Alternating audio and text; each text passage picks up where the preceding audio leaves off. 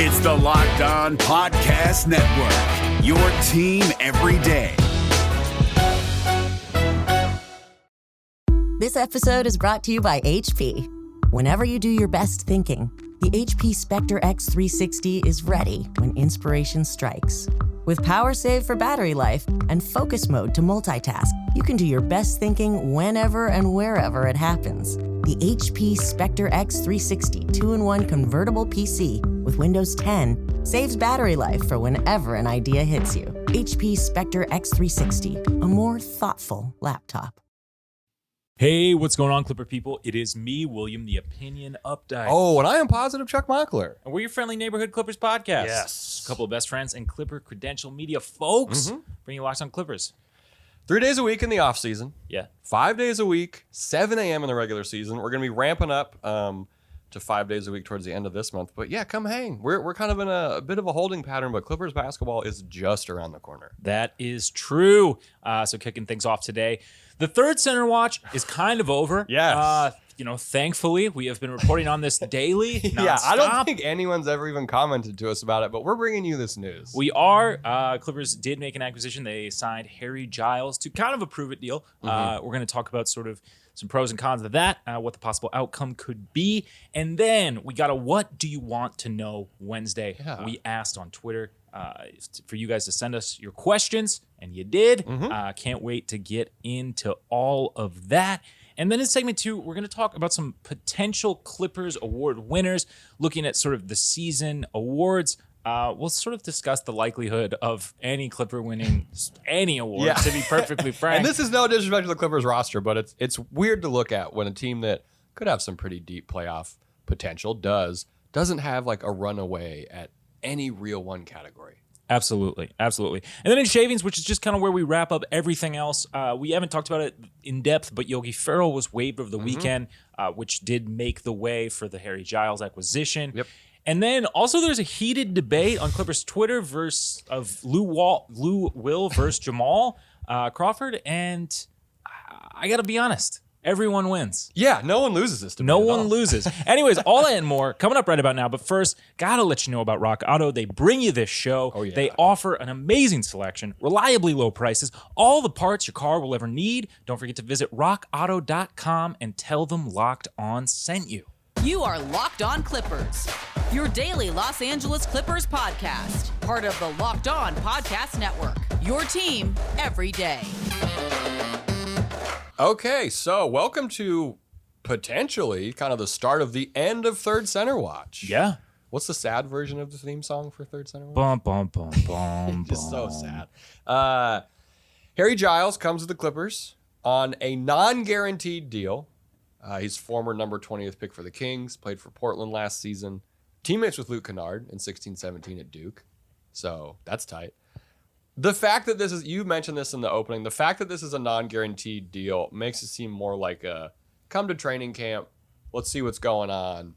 We'll sign you for the full thing if you impress us, right?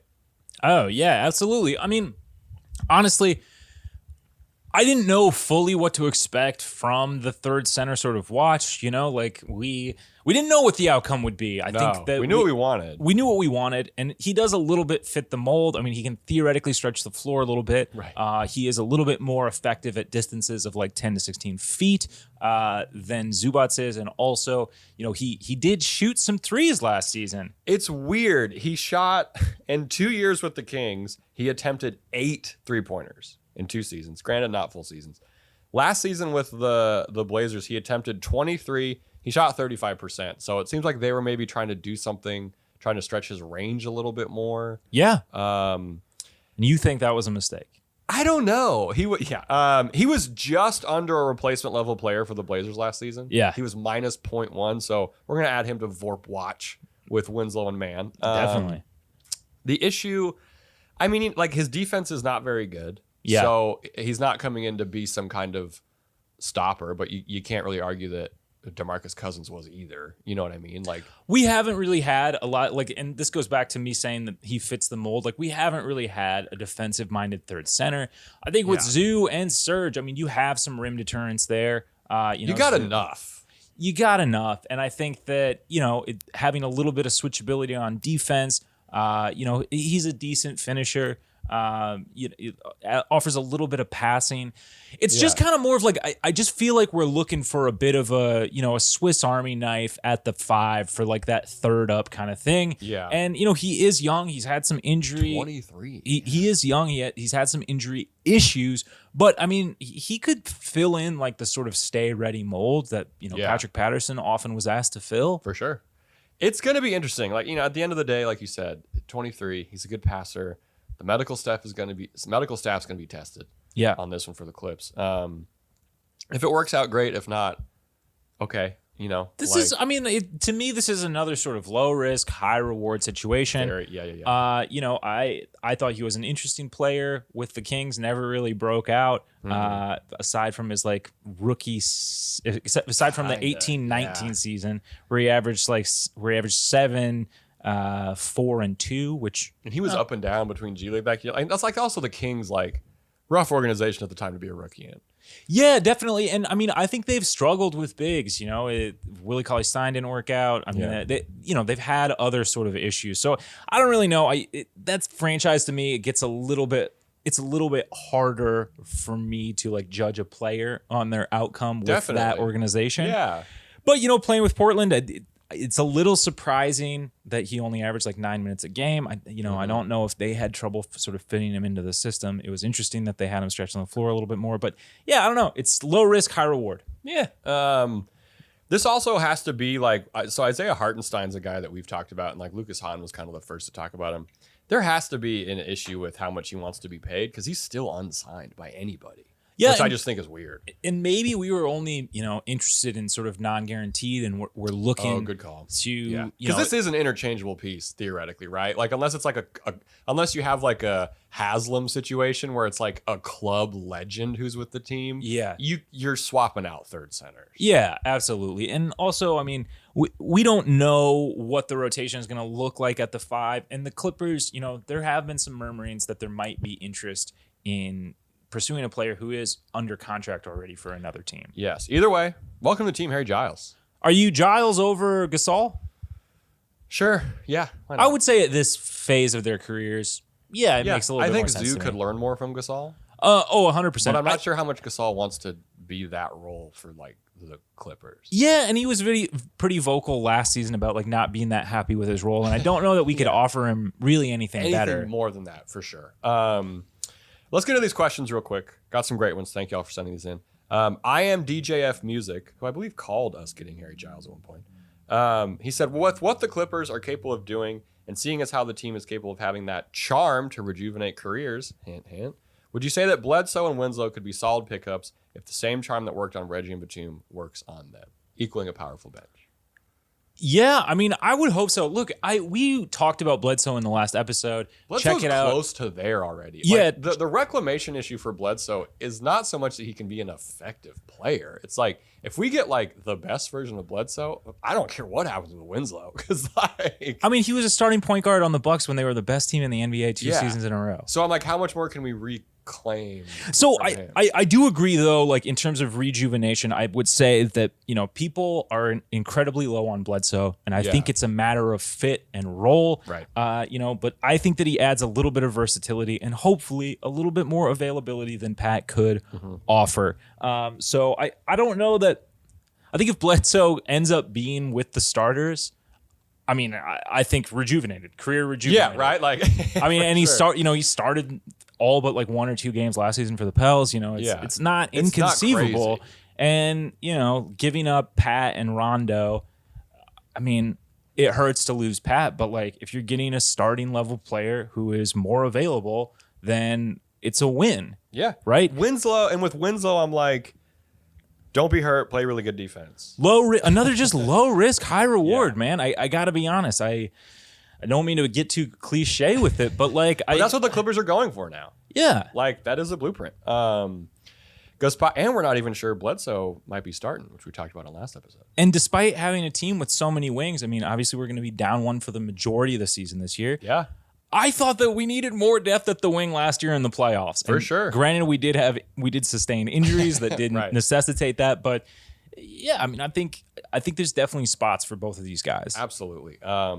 Gazpacho for all, hope Gazpacho's doing well, said, do you want to see more pick and pop Zoo this season? Doc and Ty both seemed resistant, but I know Zoo practices his jumper and wants the chance. I don't care at all about pick and pop Zoo. Can I answer the question with another question? Can you? Why? Yeah, that's it. No, I mean, but that's a good, like, why add this? Like, Zoo's not going to be a real stretch the floor threat. Unless he is. I hope this gets turned into a freezing cold take, but we don't need this. So I love this question because it is known that Zoo actually does have a pretty good looking shot. Dude, he made for a three center. last year. Yeah. And that, the Zoo 3 is crazy. Watching him shoot, it's clear that he kind of has the form, not the quickest release, but hey, what do you hope for when you're 7 feet tall? Right. My issue comes Yeah, in how like, fast is that thing coming? my issue comes in with like, I think sometimes to the eye test, I think that Zoo's finishing is worse than it actually is. He's a pretty decent finisher. He's like 73%. From within 3 feet, which is great. Is great. Yeah. But the thing is like his efficiency drops off a cliff once you get to like 16 feet out. It drops to like 250. He never which, does it. Granted, he doesn't do a lot for Yeah. sure. But my question is like with the efficiency in those other areas, why not just put him in positions to maximize that? Yeah, 100%. But I do see the question, and I think, hell, if you want to add a little wrinkle in, I'm not going to be mad at every once in a while. Like an elbow jumper or something? Throwing a weird little, pick and pop to Zoo. I'm not opposed to it. I just don't think like Tyler's not going to be working that into the game. Yeah, I just don't think it has as high a value as some other aspects of his game. And that's also pulling Zoo away from the rim. Yeah. In these scenarios. But who knows? We could see it. Courtside Clippers asks, in your guys' opinion, who is going to be the second leading scorer? Will Reggie stay close to his playoff numbers, or does Morris return into Nick's Mook? I think it's closer to Nick's Mook. Yeah. Ball movement's just a little different in the regular season. Playoffs, court gets smaller, rotations get smaller. So I think we'll have to lean on Morris to be a little more of Nick's Mook for this season. Not that Reggie can't, but definitely. We've talked about the necessity for Morris to kind of step into like the second best player or second, high usage player on this team. Yeah. And to me, he's sort of the obvious answer, but I think, I think he is still the answer, but there are roles to step up for a Bledsoe. There's an easy role and road to step up for a Luke Kennard. Mm-hmm. I don't know that he could be the second best scorer, but first bench scorer. Could be the first bench scorer. Could be first bench scorer. Courtside Clips, not to be confused with Courtside Clippers. Okay. Asked, do you believe the losses of key assistants Kenny Atkinson and Chauncey Billups will make a significant impact on the team? So I do, and honestly, man, this one hurts me more in this season than it would in other seasons. Oh. Because as we've kind of talked about, this to me is like the house money season where, as long as we make the playoffs, like I'm going to be pretty happy with the result. For sure. And I think, the key is sort of developing the rest of this core, guys who aren't, Marcus Morris, Paul George, Kawhi Leonard, to make this a contender team for a long time to come. One more year with Mann and Atkinson would have been and that's the thing. That's the thing. Like having those guys that are specifically there for player development, and not just for rookies, but guys in their later careers and mid careers. Lawrence Frank talked about it. Like we have these things set up to get these guys. Like it's not just the young guys who need help. So I think like this is the perfect year to have kind of guys like that. Yeah. Sean Fine, big year. Chauncey Billups, though, no thanks. Yeah, Chauncey Billups. I'm talking more about Kenny. Yeah, this is more about Kenny Atkinson. It's going to be interesting. We're really going to see how much Sean Fine can do with the development. He was the other part of the Kenny Atkinson development duo. So shout out Sean. Yeah. I think he's going to do great. Davey Neubauer asks, does this team have what it takes to be a top 5 defensive team? If they are committed on that end, I could see a patch for a top 3 seed. It also really helps pull out wins when the guys are worn out and tired. So for reference, last season, in terms of defensive rating, which we know isn't the end-all be-all of stats, but it's a pretty good team stat when it comes to lineup stuff. The Clippers were 8th in defensive rating. I don't think they'll be top 5 for the regular season, but I think this is a Ty Lue team. We're worried about the playoffs. Yeah. So will they be a top 5 playoff defensive team? Absolutely, because the rotations are shorter.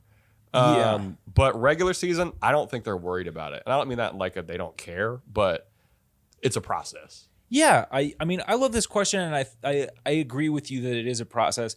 I think overall, I've been a little bit disappointed in this team defensively in the regular season and in some regards in the playoffs. But Yeah. I mean, last season obviously great year, but Right. I just don't see how down a great defender and one of the best two-way players in the league they can improve their defensive rating. Yeah. But I'm with I would you. love it. Yeah, But- I'm with you in that, it's more about getting things together and, figuring out how to stop the bleeding when Paul George is not on the floor. 100%. And I do think that, they'll get somewhere. Like, with it. how about this? I don't think anyone calculates this because I think it'd be really hard. Bench defensive rating will be top 5. Whoa. How about that? I don't know about that, man. We got a good bench. We got a good bench crew when it comes to defense. Offensive rating might be the same number as the defensive rating, but I think with Kennard out there and man. yeah.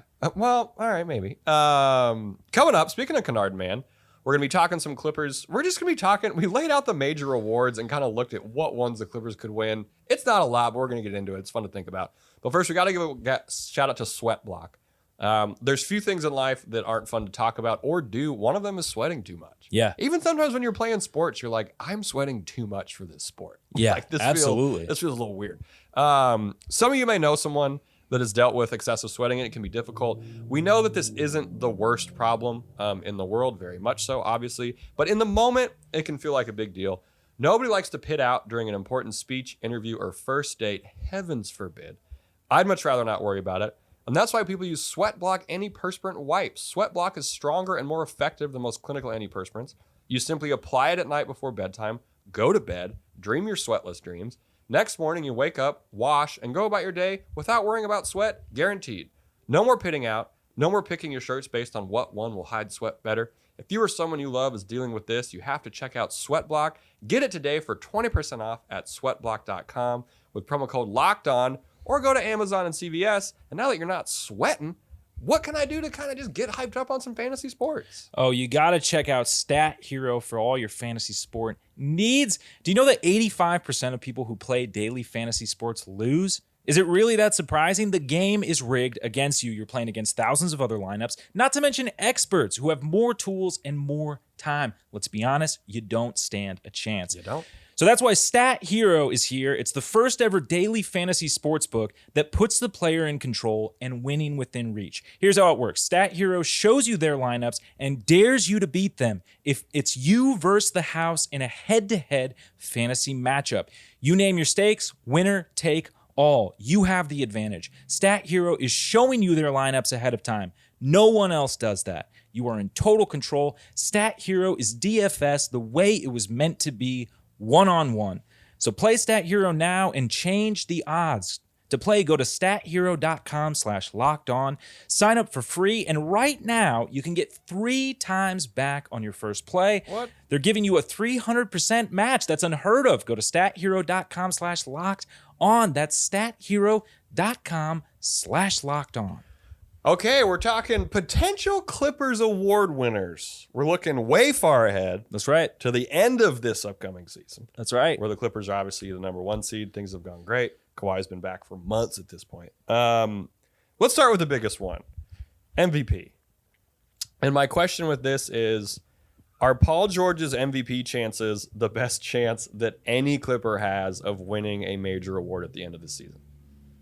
I think it's entirely possible, man. It feels like it. I think, this team is going to be slept on all season, sort of like they were last year, but to a greater degree due to no Kawhi. But Paul George, man, he has a real opportunity to shine here. He has an opportunity to hoist this team up on those surgically repaired shoulders. They're strong, man. And take us to the promised land. And Absolutely. I think if the Clippers can snag a top 4 seed, he's got to be in the running. Period. He has to. Well, Period. It's either, so here's this. When the Clippers are a top 4 seed, it's either because Paul George is playing at an MVP level. Yeah. He's averaging 30 plus, 7 and 6. Entirely possible. Yeah. Not crazy. Or our bench is going crazy. We have the most improved player. I do think Paul George's MVP chances are the best of any Clipper for winning a major award. Because you look at these awards, right? Let's go DPOY next. Yeah. Probably Paul George on the Clippers. So It's I hard think- to win. I think that might be past the prime of his career in terms of winning a Right. DPOY. Yeah. Not that he's past his prime necessarily defensively, but it is what it is. And also like a disproportionate amount of these awards go to 4s and 5s. I mean, yeah, you look, and also like you're playing in the NBA when Rudy Gobert is playing. It's like Kawhi Leonard was the last forward to win, was the last small forward to win the award, and that wow. was 14, 15, 15, 16. And then to find the last small forward before that, it was Ron Artest. okay In all 03, right, 04. yeah. So like I'm just saying there's not It's hard. It's really hard unless Zoo is somehow I don't know that Zoo can Go put your get up money to on that Zoo. level. What are the odds on Zoo getting DPOI right I don't know, but you could win a couple of shekels. Yeah, put $20 on that. So DPOY MVP feels legitimate, like it could be a possibility. DPOY full wash for any Clipper winning full that wash. award. We just don't have a player that really fits that mold. Here's one: Coach of the Year. What's got to happen for Ty to win Coach of the Year? Once again, I mean, I think top. I think it's got to be top 3. It's so freaking tough. Yeah, man. Top 3 in a loaded Western Conference. I mean, that's saying something to finish higher without your best player. But I mean, there's going to be some competition. I don't know. I actually thought that he deserved a look last year, but that seemingly wasn't happening. Absolutely. I think, yeah, so because the league is biased towards the Clippers, it has to be a top 3 finish. It can't be top 4. And there has to be some weird adversity overcome for the league to give Ty Lue his credit, Yeah, or if they're like which is trash. top 5 in offensive and defensive rating. Yeah, absolutely. If so if the West is really good and we're like the 4 seed or whatever, but we won like, I don't know, 60-something games or like something insane. 60 games for the 4 seed? Something crazy. That's what I'm saying. Like, So you're saying something truly something insane would absolutely have to crazy. happen. Yeah. Then I think Ty Lue gets it. But I think it goes MVP. I think Ty getting Coach of the Year is probably the second most possible. Yeah, of all the shots in the dark. Yeah. And it's a pretty steep drop off, I feel like, from PG MVP to Ty Lue Coach Ty of the Year. Lue Coach of the Year. So let's talk Through no fault of his own. No, and this is all because the league is narrative based and not based on actual basketball, I guess. Let's talk most improved player. So I know the fans are hoping for Terrence Mann. What? We've talked about this before on this podcast. I just don't see it. You got to be a 20-point per game guy, and I don't know that Terrence is going to make that huge of a jump this year. That would be monumental in what is like, I mean, for all intents and purposes, last year was like his first year in the league as like an actual Good call. rotation player. Right, yeah. So for Or your getting real development. Yeah. Thanks to so Doc. for your like quote unquote second year in the league to take that monumental of a jump, I mean, people would take notice for sure, but it feels like a long shot, if I'm being honest. If Terrence Mann won most improved player, scoring 20 plus points, grabbing whatever boards and those assists, I think Ty Lue would also have to be in the run for Coach of the Year because Oh, I love that. Yeah. you know what I mean? Yeah. Like I think there'd have to be like a switch flipped in Ty's brain. It was like we figured out how to unlock Terrence's game to the fullest capability. Yeah. And then the Clippers also, if Terrence is most improved player and we have Paul George playing at just a base Paul George level, which is a top 10 player in the NBA, we're easily a 4 seed. Yeah, No I would problem. say so. I would say so. Who else could maybe win MIP? Because you also, it's funny to define improved, right? So, Giles. What if Harry Giles, like... No way, man. I'm sorry. I'm not seeing it. Kennard? Kennard? Because he's in the run for this and 6th man of the year. Yeah. Kennard, I mean, like, I don't know. It's weird because I keep saying like pathway and roadway to like a better game, but really what I'm saying is there's a lot of room for improvement. So I don't know about most improved player. I mean, I wish, I hope to wake up in a world where. What if Kennard where that puts up happens. 20 off the bench next season? I mean, at 6th man of the year, I feel like it's firmly in play at that point. And most improved player. If Eric... Is that more impressive, snagging 6th man of the year and most improved than, say, MVP and DPOY? I don't think so. Depends on what your definition of success is. I will say that. Eric Bledsoe, if he ends up on the bench, could maybe be sixth man of the year. Clear runway, I think. But here's the thing with Ty Lue. I think Ty Lue tinkers with lineups enough to where the only award that a player on maybe his team can win in this era of the NBA is MVP. Yeah, there's so much shuffling, and this isn't a bad thing. It's better for team success. Like, there's so much shuffling, like there's staggering, there's stuff like that where it's like he spent how many minutes on the bench and how, like, yeah, I mean, that it makes it difficult. It definitely makes it difficult, and I feel like it's weird because you get disqualified if you have X amount of starts from sixth man of the year. Yes. But I feel like it should be, if you've been like the sub all year, even if you move up to starts, I still feel like you should be in consideration. Like, to me, what Reggie Jackson did last year, I mean, like, borderline sixth man of the year performance. He came in at a moment's notice and ran one of the most efficient offenses sometimes in the NBA. There should also be playoff sixth man of the year awards. Yeah. Could help. Reggie, that's a really good call. That if, like, you switch, because also we've talked about it, sixth man of the year is best scorer off the bench. That's like what it is. It's just it's like the easiest thing to quantify. Otherwise, sure. I don't know. Otherwise, it gets a little it's murky. So we're saying if you're gonna go to Bet Online and bet some money on this, mostly just bet for Paul George to win MVP. Still a long shot, but you could win some bucks. It's not impossible. Throw $10 down on Zubac for DPOY. If you have Zubac is not going to win a DPOY. I'll tell you what, if he does, I'm in line to make a pretty good chunk of change. They might not even have odds for that. And again, this isn't disrespectful towards the Clippers in any way. It's just funny to think about the award possibilities. Yeah, definitely. And I mean, I think it's MVP, and I think sixth man of the year are the two most, maybes. You mentioned it too, like at the beginning of the segment, but it's narrative and who's gonna, where are the storylines going to be this year? I think with like how little light is going to be shed on the Clippers, the storylines are not really going to be in their favor. Yeah, that is interesting. Like what the media coverage of the Clippers is going to be. Like they can't be mad at us anymore. No, they made the Western Conference Finals. They can't be mad at us anymore. And also, like, you look at the Jazz, and I think that for what they did during the regular season, they probably didn't get enough media attention, but at the same time, they couldn't be ignored because they were the 1 seed. The Clippers are not going to have that. They're not going to be in that position. Tell you what, we get Lee Jenkins writing a couple articles about Luke Kennard. Maybe get that narrative changed. Yeah, shout out Lee Jenkins. Shout out Lee Jenkins, bro. What a weird signing for... I mean, it's great, but like... Get at us, Lee. Lee, honestly, get at us. Please. Let's get some Love to have you on the show. Oh, we absolutely. I don't think the Clippers will allow anyone from the franchise on this show. Coming up, we're going to be talking Yogi Ferrell, as well as having a heated debate about Lou Will versus Jamal Crawford. But first, we got to give a shout out to Rock Auto. Talked about him up top.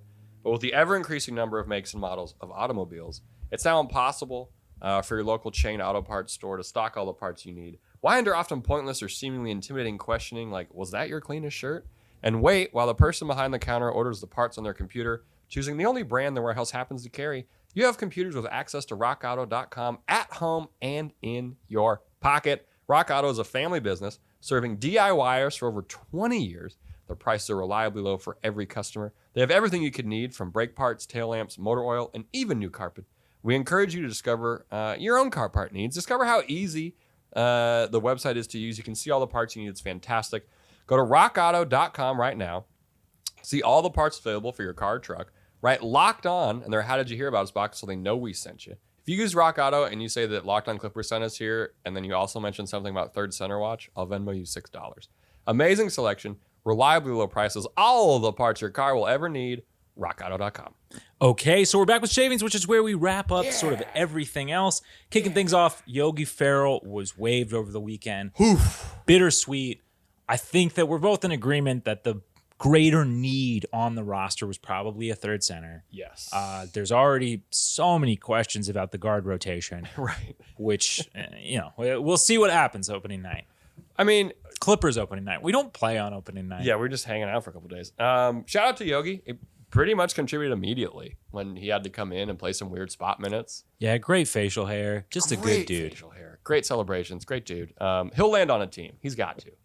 Yeah, I hope so. I mean, I think that he can add value to a team for sure. Like having somebody like him in your bench. I mean, he's a great locker room guy for everything that we've heard and seen pretty much. Yeah, definitely. And I mean, he's like a hustle guy. He'll try, Yeah, that's all you need. All All right, closing out the show, over the weekend, which was supposed to be a leisurely weekend for most people, there was a heated debate going on Clippers Twitter in terms of kind of Clippers all-time players, legacies, where they rank. This was started by a Clutch Points graphic that posted the Clippers legends, but Chris Paul and Blake Griffin were not on the graphic. Very, Or listed. We know what they were trying to do. They got the engagement.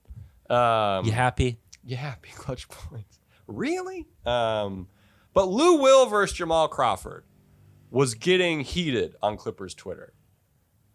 Like you said off top, we all win Everybody wins in this debate. Both great. I don't think there's a wrong answer. There isn't a wrong answer. It truly is personal preference. Yeah, If you like handles, you're probably going Jamal Crawford. definitely.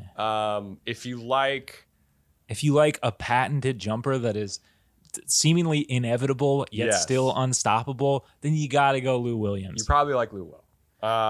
Just breaking them down, Jamal had more time with the Clippers. He played 5 seasons compared to Lou Will's 4. Both averaged 28 minutes per game. Lou has the edge in scoring, 19 points a game compared to Jamal's 15. Huge advantage in assists as well. Yes, huge advantage assists, 5.1 to 2.6.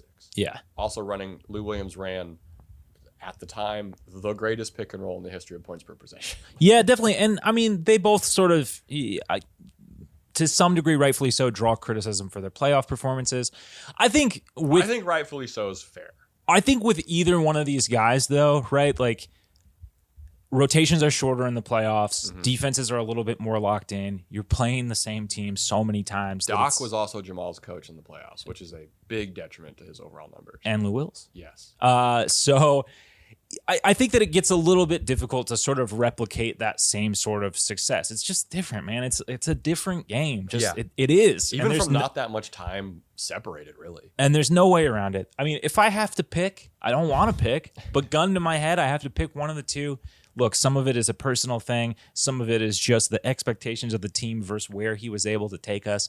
I got to go Lou Williams, man. He was such a bright spot in, what was a questionable period of time for this team, leading. I mean, he, built the foundation for us to get, Paul George and Kawhi Leonard, in my mind. I mean, so the way that I was looking at this is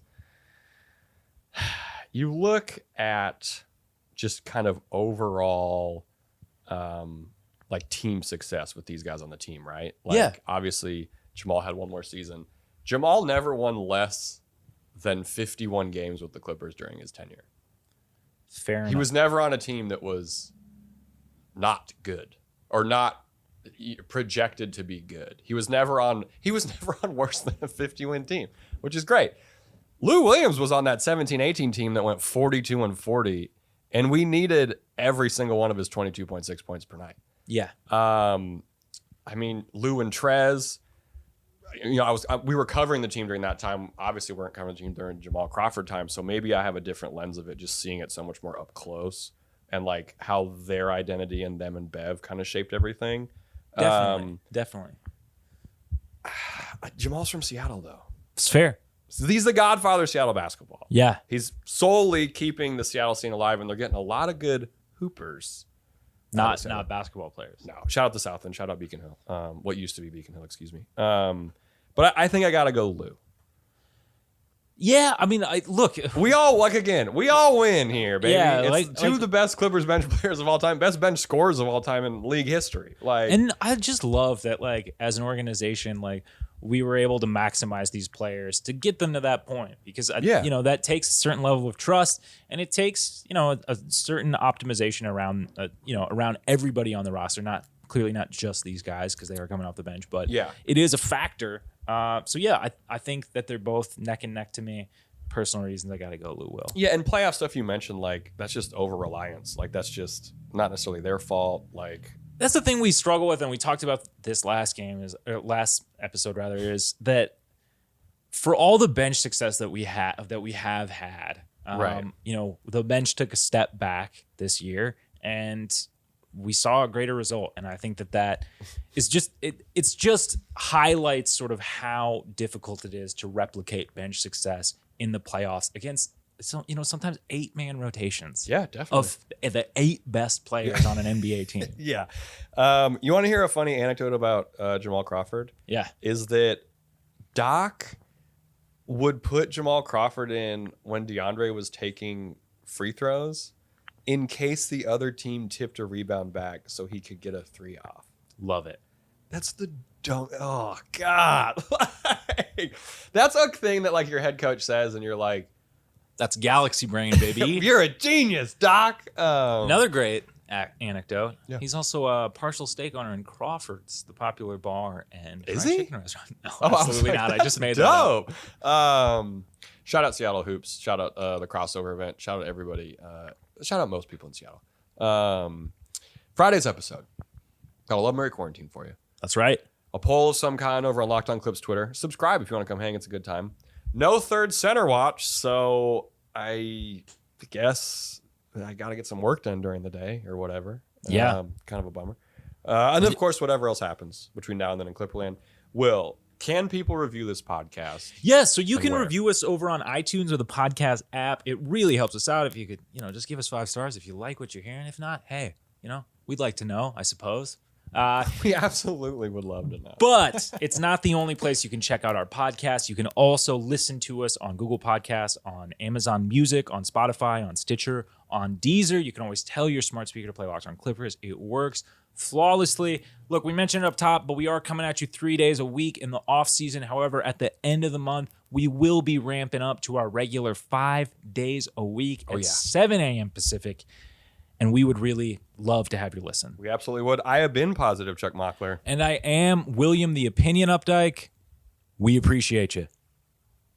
I'm Sosa Cremenges, your host of the Locked On Rams podcast, a daily podcast covering your favorite team. If you're looking for the best data-driven analysis, X's and O's breakdowns, roster management talk, free agency rumors, and everything in between, come hang out with me daily as we break down your Los Angeles Rams in depth 5 days a week. Listen to the Locked On Rams podcast every day on the Odyssey app or wherever you get your podcasts.